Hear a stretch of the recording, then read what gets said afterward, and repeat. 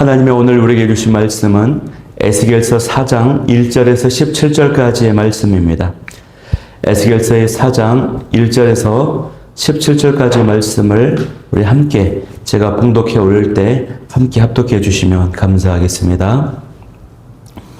너 인자야, 토판을 가져다가 그것을 내 앞에 놓고 한 성읍 곧 예루살렘을 그 위에 그리고 그 성읍을 에워싸되 그것을 향하여 사다리를 세우고 그것을 향하여 흙으로 언덕을 쌓고 그것을 향하여 진을 치고 그것을 향하여 공성태를 둘러 세우고 또 철판을 가져다가 너와 성읍 사이에 두어 철벽을 삼고 성을 포위한 것처럼 에워싸라. 이것이 이스라엘 족속에게 징조가 되리라. 너는 또 왼쪽으로 누워 이스라엘 족속의 제약을 짊어지되 내가 눕는 날수대로 그 제약을 담당할지니라. 내가 그들의 범죄한 횟수대로 내게 날수를 정하였나니 곧 390일이니라. 너는 이렇게 이스라엘 족속의 제약을 감당하고 그 수가 차거든 너는 오른쪽으로 누워 유다 족속의 제약을 담당하라. 내가 내게 40일로 정하였나니 하루가 1년이니라. 너는 또 내 얼굴을 에워싸인 예루살렘 쪽으로 향하고 팔을 걷어 올리고 예언하라. 내가 줄로 너를 통일이니 내가 에워싸는 날이 끝나기까지 몸을 이리저리 돌리지 못하리라. 너는 밀과 보리와 콩과 팥과 조와 기리를 가져다가 한 그릇에 담고 너를 위하여 떡을 만들어 내가 옆으로 눕는 날수 곧 390일 동안 먹되 너는 음식물을 달아서 하루 20세겔씩 때를 따라 먹고 물도 6분의 1 흰식 되어서 때를 따라 마시라. 너는 그것을 보리떡처럼 만들어 먹되 그들의 목전에서 인분 불을 피워 구울지니라. 또 여호와께서 이르시되 내가 여러 나라들로 쫓아내어 흩어버릴 이스라엘 자손이 거기서 이같이 부정한 떡을 먹으리라 하시기로 내가 말하되 아하 주 여호와여 나는 영혼을 더럽힌 일이 없었나이다. 어려서부터 지금까지 스스로 죽은 것이나 짐승에게 찢긴 것을 먹지 아니하였고 가증한 고기를 입에 넣지 아니하였나이다. 여호와께서 내게 이르시되 보라 새 똥으로 인분을 대신하기를 허락하노니 너는 그것으로 떡을 부을지니라. 또 내게 이르시되 인자야 내가 예루살렘에서 의뢰하는 양식을 끊으리니 백성이 근심 중에 떡을 달아 먹고 두려워 떨며 물을 데워 마시다가 떡과 물이 부족하여 피차에 두려워하며 떨며 그 제약 중에서 쇠퇴하리라. 아멘. 네, 할렐루야. 새벽 예배에 나오신 여러분을 환영합니다. 저는 오늘 이 시간에 제약과 고난을 온몸으로 알리는 사람이라는 제목으로 말씀을 나누도록 하겠습니다. 네, 오늘부터 에스겔 4장 말씀인데요. 지난 1장부터 3장까지의 말씀은 에스겔의 부름받음 그리고 그 사명이 일종의 파수꾼의 사명이었다라고 하는 것을 나누었습니다. 이제 본문 4장 말씀에서는요. 에스겔의 사역의 내용이 설명되어지고 있습니다. 본문에 나타난 에스겔의 그 사역의 내용을 이해하기 위해서는 당시의 시대적인 사항을 살펴보고 이해할 필요가 있습니다. 남유다의 왕들은 지속적으로 바벨론의 적대적인 정책을 펼쳤습니다. 그 결과로 바벨론에게 세 번째 침공을 당하면서 남유다는 완전한 최종적인 멸망에 이르게 됩니다. 그런데 지금 에스겔은 2차 침공을 받고 나서요. 그 이후로 포로가 되어서 바벨론 땅에 사로잡혀 있는 상황입니다. 한마디로 당시 유다는 바벨론과 애굽 사이에 끼어서 매우 불안정한 상태의 위기 상황에 놓여 있었고 유대 백성들과 바벨론의 유대인 포로들은 이 거짓 선지자들의 유혹과 그들의 메시지, 예를 들면 예루살렘 성읍들은 절대로 망하지 않는다라고 하는 그런 거짓 메시지를 들으면서 이 모든 위기와 어려움에서 벗어날 수 있을 것이라고 생각을 했습니다. 그러나 하나님께서는 그러한 백성들의 생각과 그러한 마음가짐이 크게 잘못되었다라고 하는 것을 에스겔 선지자를 통해서 알려주셨습니다. 그래서 그들의 가장 큰 문제는 주변 강대국들의 위협, 그 위협이 아니라 바로 그들 자신들이 하나님을께로 돌아오지 않는 것, 그들의 제약을 회개하지 않고 청산하지 않고 하나님께 돌아오지 않는 것이다라고 하는 것을 에스겔 선지자를 통해서 깨닫게 해주시는 것이죠. 그래서 하나님은요, 이 사실을 이 백성들에게 알려주시기 위해서 에스겔에게 아주 독특한, 특이한 어떤 몸짓과 어떤 사항을 연출하면서 예루살렘에 임한 심판을 공개적으로, 상징적으로 표현하도록 전달이 되도록 하시는 것입니다. 단순하게 그냥 음성으로 말로 하면은 이 백성들은 관심이 없어요. 듣지를 않습니다. 그래서 에스겔에게 아주 기이한 상징적인 행동을 하게 하심으로 이 강팍한 백성들이 관심을 보이고 그걸 집중하게 하도록 하는 아주 효과적인 방식으로 말씀을 전하게 하시는 것입니다.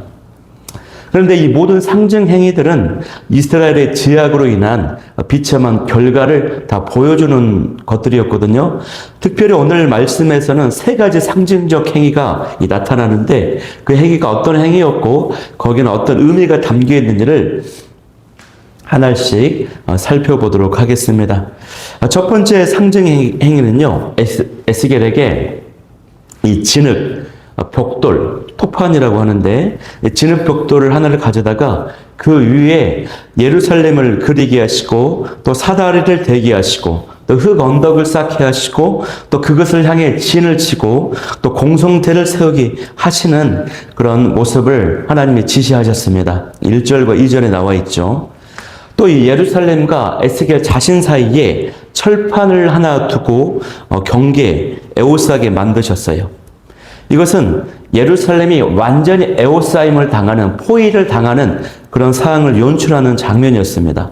바로 예루살렘이 공격당하는, 함락을 당하는 모습이었던 것이에요. 그래서 이러한 예루살렘의 모습이 절대로 회복될 수 없다. 다시 벗어날 수 없다라고 하는 그런 모습을 보여주는 것이거든요. 이를 통해서 하나님은 이 헛된 소망을 품은 백성들에게 절망을 선포하고 계시는 것입니다. 에스겔은요, 예루살렘에서 태어나서 25년을 살았습니다. 그래서 제사장 가문에서 제사장이 되기 위해서 여러 많은 교육과 공부를 했습니다. 그래서 예루살렘 성전에서 수업을 받았고 예루살렘 성전과 예루살렘 성의 구체적인 지명과 지형과 건물들, 지리들을 아주 잘 알고 있었어요. 그렇기 때문에 예루살렘 성읍의 윤곽과 성전의 모습과 건물을 그리는데 별 어려움이 없었다고 하는 것입니다. 사람들은요, 그 토판의 모습, 그 그림과 연출된 그 장면을 보면서 단번에 이것이 예루살렘이 포위되고 멸망당한다고 하는 그 메시지를 분명히 알게 되었습니다. 특별히 3절 말씀을 보면은 철판을 가져와서 예루살렘 그 토판과 에스겔 자신 사이에 이렇게 성전을 담을 싸게 하셨습니다. 이것은 단절을 의미하는 것입니다. 예루살렘은 다른 나라들의 도움을 절대 받을 수 없는 고립, 단절, 그리고 하나님과 고립, 단절, 이것을 지금 표현하고 있는 것입니다. 에워싸이고 단절되고 그 결과는 무엇입니까? 멸망밖에 없다라고 하는 것이에요. 철저한 회개가 없으면 하나님이 지켜주신다, 잘 될 것이다 라고 이런 생각과 이 마음이 잘못된 것이다, 거짓된 믿음이다라고 하는 것입니다. 여러분, 이스라엘 족속에게 이것이 오늘 말씀해 보니까 징조가 된다라고 했는데 역사적으로도 보면 에스겔의 이 상징 행위는 그대로 이루어졌습니다. 바벨론 군대가 3차 침공을 함으로 인해서 예루살렘은 역사적으로 완전히 포위되었고 공격을 당하였고 완전히 멸망하고 말았습니다. 여러분, 하나님께서는 왜 이렇게 기이한 상징 행위를 통해서 에스겔에게 연출하게 하시는 것일까요? 만일 하나님께서 참으로 이 관계를 끊어버리고 그들을 영원히 멸망시킬 작정이었다면 에스겔을 통한 그러한 행위를 무의미합니다. 할 필요가 없어요. 도대체 누가 이 관심과 사랑이 없는 대상을 향해서 이미 끊어버리고 멸망시켜버릴 그 대상을 향해서 어떤 간절하게 이런 메시지를 전달하고자 하겠습니까? 이런 에스겔의 상징 행위는요, 하나님의 심판에 대한 이 절망의 메시지임과 동시에 하나님의 사랑에 대한 소망의 메시지가 되는 것입니다. 사실은 멸망을 알리는 이 비극적인 메시지 속에는 회개를 촉구하시는 하나님의 사랑과 심정, 간절함이 담겨져 있는 것이에요. 그냥 거듭 반복되지만 하나님의 궁극적인 목적은 징계하는 것이 아니라 심판하는 것이 아니라 그것을 통한 회개와 구원에 있기 때문에 그렇습니다. 바라옵기는 이러한 기이한 상징 행위를 통해서라도 하나님의 뜻이 분명하게 전달되길 원하시는 그 하나님의 사랑, 그 하나님의 마음, 그 하나님의 심정을 깊이 느낄 수 있는 저와 여러분이 될 수 있기를 소망합니다. 그래서 이 말씀 앞에서 간절히 기도하기를 원하는 것은 주님, 말씀과 사건을 통해서 그 안에 담겨있는 하나님의 사랑과 심정과 간절함과 그 마음을 절절하게 깨닫고 느낄 수 있는 저와 여러분이 되게 해달라고 그렇게 기도하기를 원합니다. 4절에서 6절 말씀을 보면요, 두 번째 상징적인 행위를 이제 말씀하시는데요. 왼쪽으로 누워서 이스라엘 족속의 제약을 담당하고 이어서 오른쪽으로 누워서 유다 족속의 제약을 담당하라고 말씀하십니다. 왼쪽으로는 390일 동안 누워있고 또 오른쪽으로는 40일 동안 누워있고 이것은 하루를 1년으로 삼아서 이스라엘이 하나님 앞에서 지었던 제약을 날수로 계산해서 이렇게 그 죄를 담당하라고 하시는 것입니다. 그러니까요, 이스라엘이 하나님 앞에서 지은 제약의 연수가 390일, 390년 동안 하나님 앞에 이스라엘의 죄를 범했고요. 유다의 경우에는 40일, 40년 동안 그들의 강야에 40년의 시간을 보낸 그 세월을 의미하는 것입니다. 에스겔은요, 이를 통해서 줄로 자신의 몸을 동여맸습니다. 그래야지만이 누워있을 때 무의식 가운데 풀어지지 않기 때문에 또 잠자고 있을 때라도 그 자세를 유지해야 되기 때문에 그 몸이 풀어지지 않도록 하기 위해서 동동 몸을 묶어서 고정시킨 자세에서 왼쪽으로 혹은 오른쪽으로 누워 있었다고 하는 것입니다. 총 기간은요 390일 플러스 40일 해서 430일 동안 총 14개월 이상에 해당되는 시간 동안 그렇게 꼼짝없이 누워 있었어요. 물론 하루 24시간 동안 계속해서 그렇게 있었던 것은 아닐 것입니다. 왜냐하면 계속해서 말씀을 보면은 먹기도 했었고 또 백성들을 향해서 이 메시지를 전하기 위해서 움직여야 했기 때문에 어떤 특정한 시간대에 잠자는 시간을 포함해서 어떤 특정한 시간대에 하나님께서 이 명령을 지시하셨고 에스겔은 그렇게 수행을 했다라고 하는 것이에요. 이 상징 행위는 무엇을 의미하는 것이냐면 제약에는 반드시 그에 상응하는 결과가 따른다라고 하는 것입니다. 이 상징은 제약의 결과는 반드시 속박과 고통이 따라온다라고 하는 것을 보여주는 것이에요. 제약이 크면요, 그 형벌도 큽니다. 제약이 지속되고 오래되면요, 그에 대한 형벌도 오래도록 당하게 되는 것입니다. 하나님은 이 제약을 그냥 용서하시는 경우가 없어요. 이것은 하나님께서 하나님의 학고부동한 뜻을 의미하는 것입니다.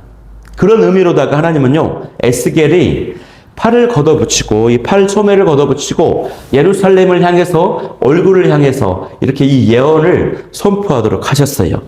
이 팔을 걷어붙이는 것은 어떤 것이냐면 어떤 각오와 결단 그리고 전쟁을 나가기 전에 특별히 군사들이 팔을 걷어붙였다고 합니다. 그래서 어떤 적대적인 행위, 어떤 거침없는 행위를 하기 전에 준비 상태를 말하는 것입니다.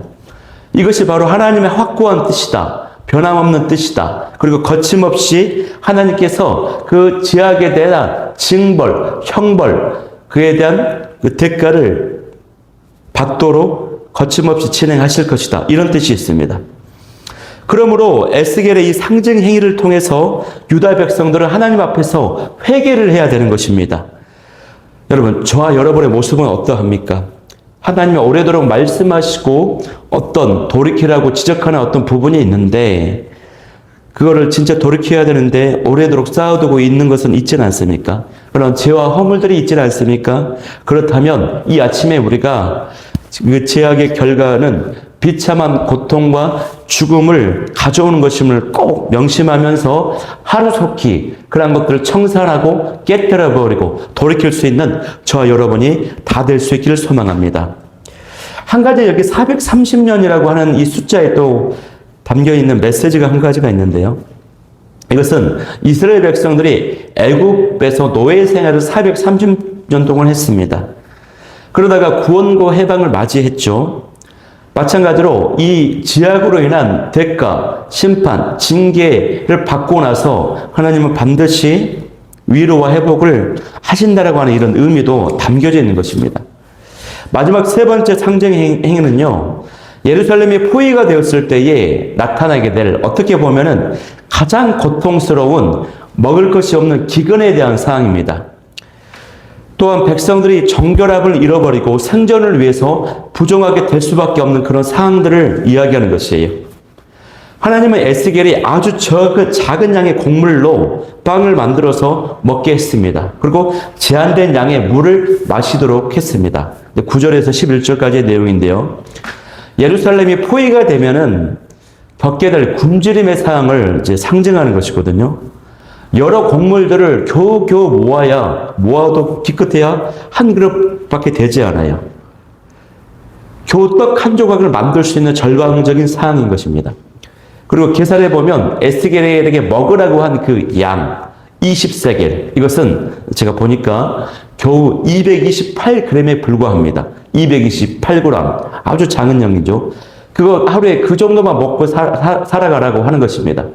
또 마실 수 있는 물의 양도요, 보니까 600ml, 하루에 600ml, 아주 작은 양에 불과한 물의 양을 먹고 살아가야 된다고 하는 것입니다. 누가 그렇게 해야 됩니까? 에스겔이 그렇게 해야 된다고 하는 것이에요. 또 하나님은 인분이 뭐예요? 사람의 배설물이죠. 사람의 배설물로 빵을 굽도록 하시는 거예요. 연료로. 이는 땔감조차 구하지 못해서 나무가 없어서 더러운 빵을 구워서 먹어야 하는 그런 처참한, 아주 비참한 상황을 가르쳐주는 상징 행위인 것입니다. 그런데 인분으로 빵을 구우라고 했을 때에 이 말씀에 에스겔이 놀라워합니다. 그래서 하나님께 항변해요. 하나님, 저는 지금껏 부정한 것을 입에 댄 적이 없습니다. 저는 그렇게 할 수 없다라고 하나님께 항변하고 도움을 구하니까 하나님께서 이제 쇳덩굴이 인분으로 하라고 이제 쇳덩굴이가 아니라 쇳덩으로 인분을 대신해서 사용하라고 이제 말씀해 주셨습니다. 에스겔은 앞으로 제사장 사명을 위해서 어렸을 때부터 정말 정결한, 율법을 잘 지키고 정결한 삶을 살았거든요. 부정한 것을 절대 먹지 않았어요. 이것은 에스겔의 스스로에 갖다 자부심을 나타내는 것이기도 합니다. 그래서 하나님 그 요청을 받아들이시고 에스겔이 인분이 아니라 쇳덩의 인분으로 하도록 이제 만들어 주셨어요. 쇳덩은 당시 빈민층이 땔감으로 사용했던 연료라고 합니다. 종교적으로 부정하다고 여겨지지 않았던 그런 재료였다고 해요. 그런데 우리가 여기서 이제 또 살펴볼 묵상거리가 있는데 두 가지 정도가 있는데, 하나는 만약에 에스겔이 쇳덩을 사용하지 않고 하나님의 말씀에 100% 순종해서 인분을 사용해서 이 상징 행위를 보였다면 그 모습을 보는 백성들은 더 강력하게, 더 자극적으로 그 메시지를 받아들였을 것이라고 하는 것입니다.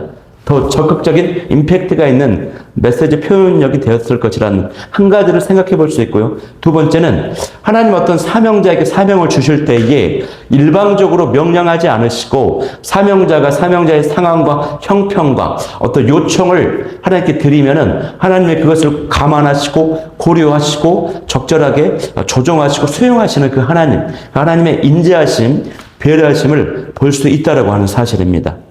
중요한 것은요, 이 모든 것을 감당하고 있는 이 에스겔의 모습입니다. 어쩌면 이것이 이제 마지막 우리 오늘 본문의 메시지의 핵심일 수 있는데, 말을 할 수 없어서 자신의 몸을 꽁꽁 싸매고 한쪽으로 누워서 14개월 동안 지내야만 하는, 그리고 하루의 음식을 아주 극히 소량의 음식만 먹고 지내야만 하는 이런 에스겔이 감당해야 되는 이런 사명.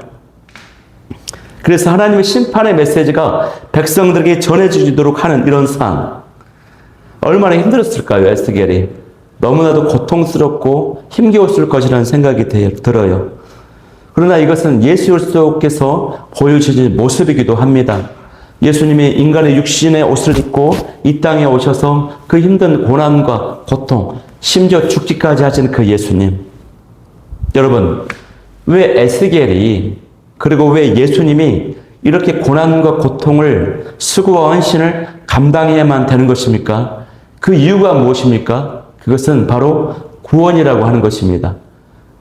영혼 구원, 생명이라고 하는 것입니다. 살리기 위해서였다라고 하는 것입니다. 그래서 그렇게까지 고난과 수고를 감당하시는 것이에요. 이와 마찬가지로 성도도 주님의 일을 감당하다 보면 어떤 수고와 고난, 헌신을 감당해야 됩니다.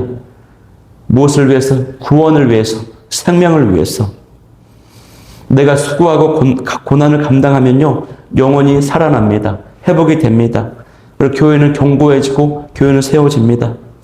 우리가 오늘 이 본문, 이 4장 말씀에 나타난 에스겔의 이 모습, 말씀에 순종해야 했던 에스겔의 수고와 고난과 헌신을 묵상하면서 주님, 나의 고난과 수고가 주님의 나라를 위해서, 영혼을 살리고 세우는 일을 위해서 사용되게 하시고 그 사실을 믿고 인내할 수 있는 제가 여러분이 되게 해달라고 기도하는 이 기도 제목, 마지막 기도 제목 올려드릴 수 있기를 간절히 소망합니다. 제가 세 가지 기도 제목 나누고 우리 말씀 붙잡고 한번 기도하겠습니다. 첫 번째 기도하기를 원하는 것은 기이한 상징 행위를 통해서라도 하나님의 뜻이 분명하게 전해지기를 원하시는 하나님의 그 사랑과 마음과 심정을 알게 하여 주옵소서. 두 번째는 제약의 결과는 반드시 비참한 고통과 죽음뿐이다라고 하는 사실을 알고 하루속히 돌이키게 하여 주옵소서. 세 번째는 에스겔처럼 나의 고난과 수고가 주의 나라를 위해 영혼을 살리고 세우는 일에 사용된다라고 하는 것을 믿고 어떤 상황 속에서도 인내할 수 있게 하여 주옵소서. 이 기도 제목 가지고 우리 한번 나아가도록 하겠습니다. 우리 아버지 사랑합니다. 찬양하고 나아가겠습니다.